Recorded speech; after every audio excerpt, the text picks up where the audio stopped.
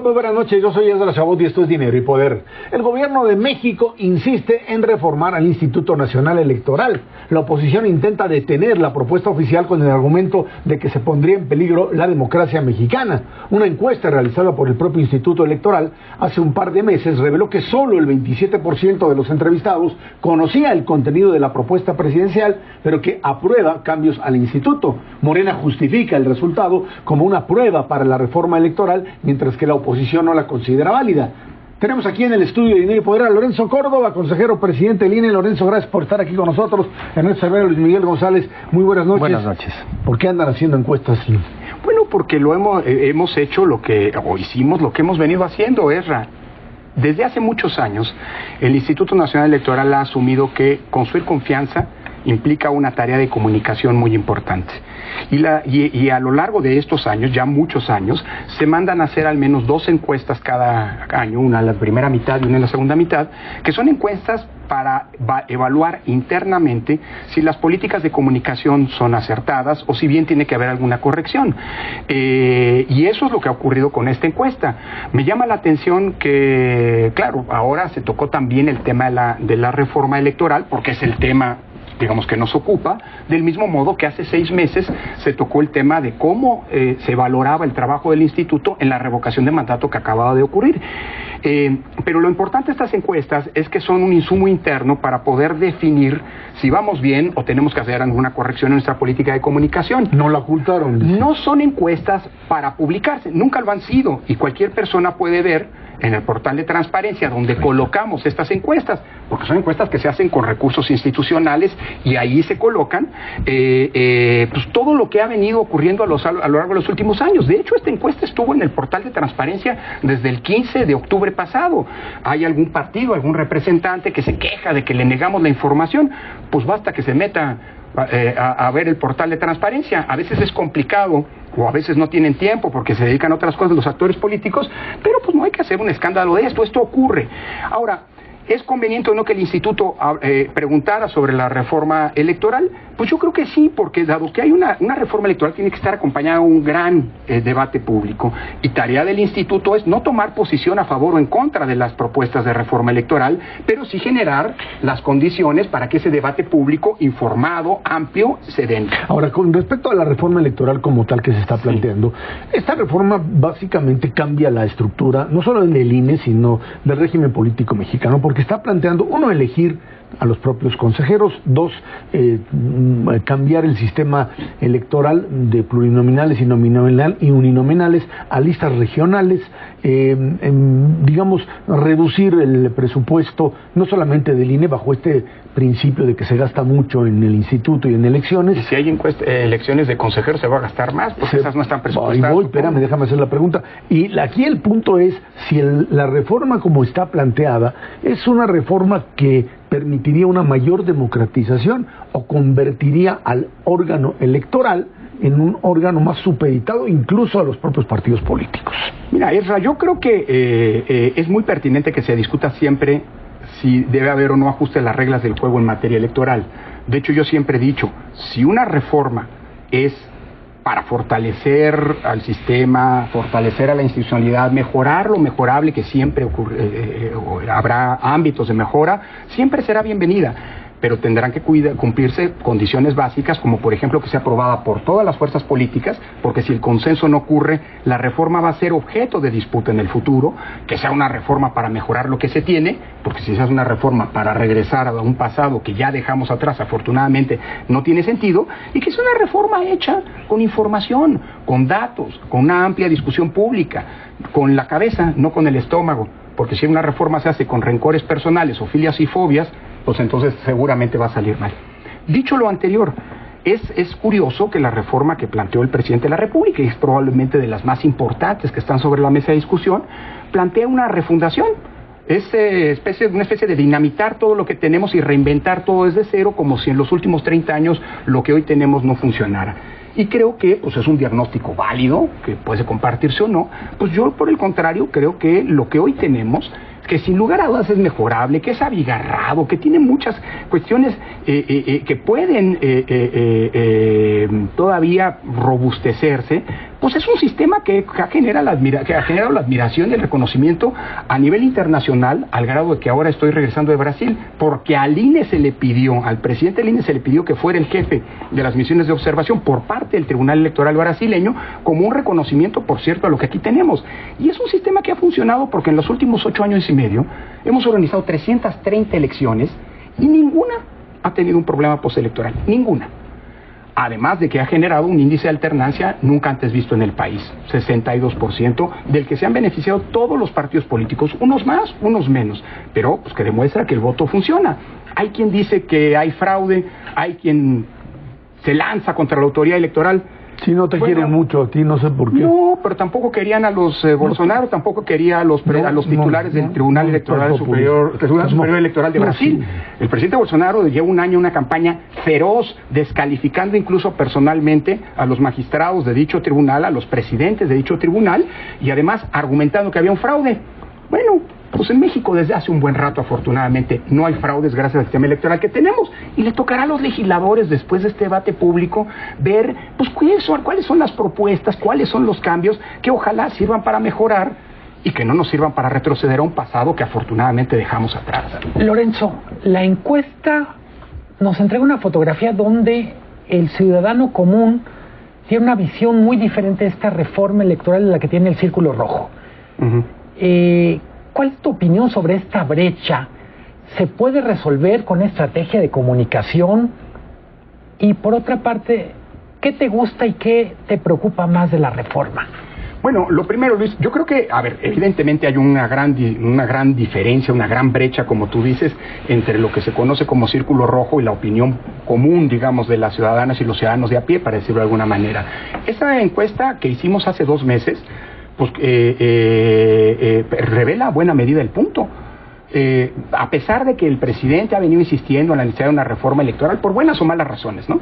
Él dice que hay fraudes y que los muertos votan. En México no hay fraudes y los muertos no votan desde hace mucho tiempo. Por eso te digo que me recuerda pues, al discurso del presidente Bolsonaro cuando dice que iba a haber fraude, cuando gracias a la urna electrónica en Brasil no hay fraudes. Dicho eso, esa encuesta revela que hace 2 meses solamente el 27% de los mexicanos sabían que iba a haber una reforma electoral. Con independencia de cuál es la postura o no respecto de las propuestas de cambios que se están poniendo sobre la mesa. Hoy, afortunadamente, 2 meses después, sabemos que la opinión es distinta. O sea, hay mucho más gente sabiendo que hay una reforma electoral, hay gente que se está manifestando a favor o en contra de la propuesta del presidente, y eso es propio de un sistema democrático. Y yo digo, qué bueno que hoy la discusión es una discusión que no está quedando solo en manos ni del Círculo Rojo ni de los actores políticos, sino que está siendo objeto de una apropiación de parte de la ciudadanía. ¿Qué me preocupa de la propuesta? Mira, a mí no me preocupa nada en particular. Me preocupa que vaya a prevalecer la lógica del mayoriteo. Porque si esta reforma se aprueba por un mayoriteo de un conjunto de partidos y se impone sobre los otros, en la próxima elección vamos a tener un problema producto de las normas, y hoy las reglas no son parte del problema, porque hoy las normas son aceptadas y todos se benefician, unos más, unos menos, dependiendo del sentido del voto, de las mismas normas. A mí me preocupa que en el futuro hay alguien que se sienta legitimado por haber sido excluido a partir de un eventual mayoriteo, en el cambio de las reglas, de decir, y esto lo hemos escuchado en el pasado, es que las reglas no me favorecen, las reglas desequilibran la cancha, las reglas fueron utilizadas por el poder para perpetuarse o para hacer fraudes. Y hoy nadie puede decir eso. Así que me preocupa más bien el modo de procesar los contenidos. Hombre, los contenidos los tendrán que definir los actores políticos, y tenemos una institucionalidad y sobre todo una confianza en la ciudadanía en su institucionalidad que me parece que es lo más rescatable de lo que hemos construido en los últimos 30 años. Lorenzo, tal vez en la esencia de esta discusión está la autonomía del INE. Y eso es lo que preocupa mayoritariamente a todo el Círculo Rojo. Si es que el INE volvería a ser, como en antaño, una dependencia gubernamental, o mantendría esta autonomía, y a final de cuentas, autonomía quiere decir que es un instituto de los mexicanos que elabora las encuestas hechas por los mexicanos. Y en el corazón de esto hay una cosa... Las elecciones. Sí, claro, hacemos encuestas y no... Es correcto. El problema de fondo es que hay una palabra que no les gusta, que es parte de la democracia, que es alternancia. Y la alternancia la tienes que abrazar como parte de la democracia. Claro. Si no, pues simplemente no estás ahí ni estarás. Vamos a llegar a un punto donde es todo o nada, se rechaza absolutamente o se abraza totalmente.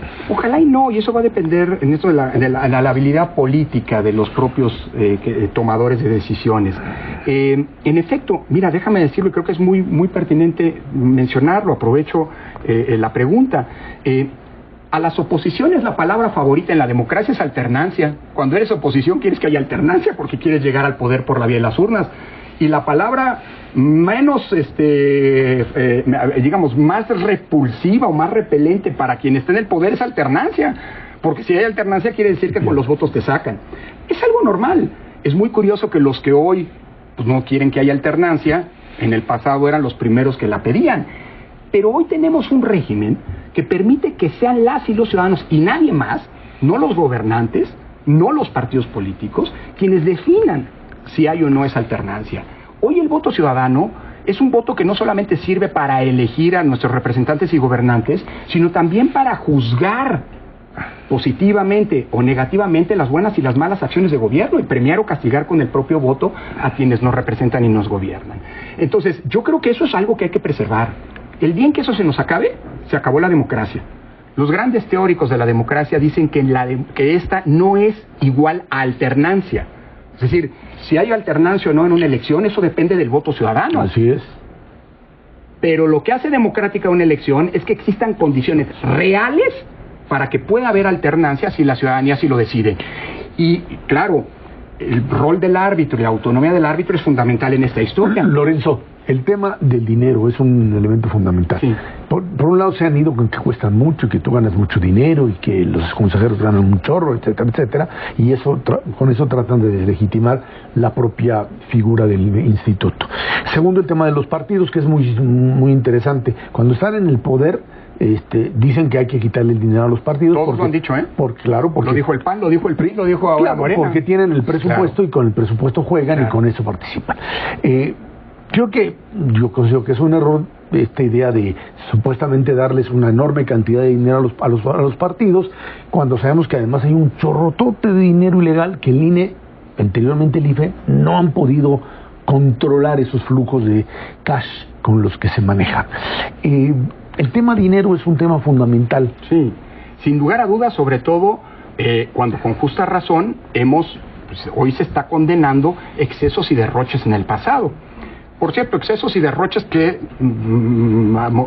muchas investigaciones periodísticas señalan que siguen ocurriendo. Dicho lo anterior, por ejemplo, hay decisiones que se toman unilateralmente que le han costado muchísimo dinero a los mexicanos.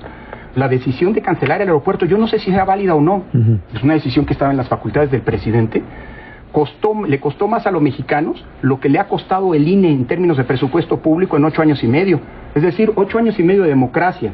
Justamente esta que ha permitido la alternancia y condiciones de respeto al voto, ha costado menos de lo que costó una decisión, buena o mala, justificable o no.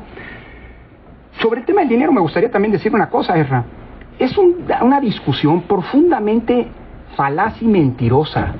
Es una mentira monumental. Y cuando quiera, cualquier actor político nos ponemos con datos ciertos, no con otros datos, con datos ciertos, a ver cuánto cuestan los sistemas electorales en el mundo.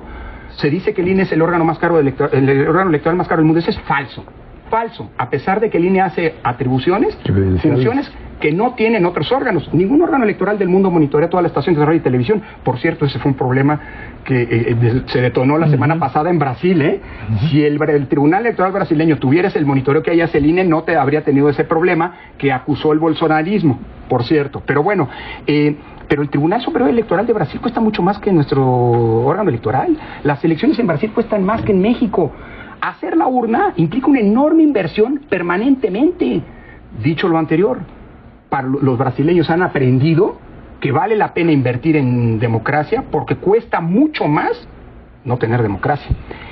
Y por el otro lado, el tema de los partidos. Mira, yo creo que es pertinente que se racionalice el monto que se dedica como financiamiento público a los partidos con una condición. Una condición. Hoy el sistema electoral es equitativo. Y todos los partidos tienen condiciones para poder competir efectivamente en la política gracias al financiamiento público, que vale la pena repensar en sus montos, y gracias al acceso a la radio y la televisión. Lo que sería una desgracia es perder lo que nos ha permitido estar donde hoy estamos por un mal cálculo, una mala fórmula que solamente piensa en abaratar el costo de la política. ¿Hay que abaratarlo? Sí, sin perder la equidad en las condiciones de la competencia. Porque si perdemos eso, entonces sí vamos a echar por la borda 20 años de construcción democrática que nos ha costado muchísimo. En todo caso, lo que queda claro es que pues una democracia, la democracia mexicana, que desde 1996-97, pues finalmente se consolidó como alternancia. Sí. ¿Sí? Sí, lo que cuesta es la desconfianza, ¿eh? Lo más caro del sistema electoral mexicano es que nuestros actores políticos son desconfiados y todavía siguen manipulando y jugando con palabras muy delicadas como fraude. No son los actores, los ciudadanos son desconfiados. Pues también, pero los actores ayudan en eso. Lorenzo Córdoba, muchísimas gracias por haber estado aquí con nosotros. Ahora es una pausa, esto es Dinero y Poder.